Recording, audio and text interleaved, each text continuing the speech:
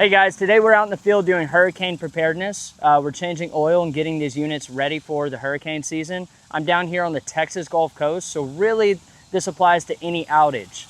During the last freeze and the last hurricane, the #1 call that I received was, hey Devin, we just had maintenance done. The generator's been running the property for 14 hours and now we're out of oil. What do we do? So today we're gonna cover oil consumption. Now to check your oil, you're simply gonna place the unit in off. Yes, you will lose power to your property momentarily, but it's just for a quick oil check.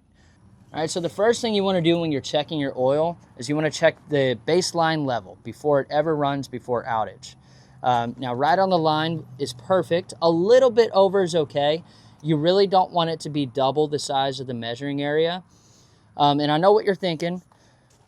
You're thinking, if I just add more oil, whenever it burns off, I'll have double the amount. Well, it doesn't quite work that way. If you have too much oil in the crankcase, and remember, the oil is there to lubricate. If you have too much, the engine can't move as efficiently as it regularly would, and you can cause overheating. You don't want to overfill the oil, because if you overfill the crankcase, it can splash around and it'll end up in your breather tube, sending it directly into the combustion chamber, and this will inherently burn up your oil alongside the gasoline or the fuel source, which in this case is natural gas. Now, oil can burn off for many reasons. We'll just cover a couple of them very quickly. If your generator is lightly loaded, let's say 5 to 10% on a 30 kW generator, it won't heat up to optimal running temperature, and the piston rings won't fully expand. So this allows oil to escape into the combustion chamber and burn alongside the gasoline.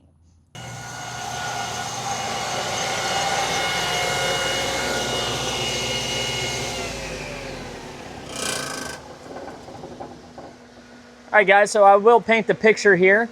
We're on a power outage and we need to check the oil.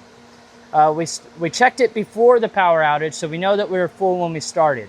So now here's what we're gonna do in the event of an outage. We've just stopped the unit, which yes, we lost power to the site, but now we need to check the oil. We can do this very quickly. You just wanna wipe it the first time. The engine was just running, so it's gonna run it up the dip tube, and you might get tricked on how full the engine actually is. So we'll pull it again.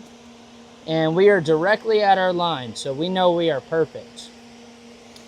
Now we can place the dipstick back, and we can place our unit back in automatic or manual, whichever your application runs in. We'll start the engine again, and then in another hour to 4 hours, we'll come back and we'll check it again. So oil can burn off for a number of reasons. Just a couple, we'll cover it quickly, is a lightly loaded generator. The piston rings won't seal all the way, and it'll allow oil to slip into the combustion chamber and it'll burn off with the fuel source.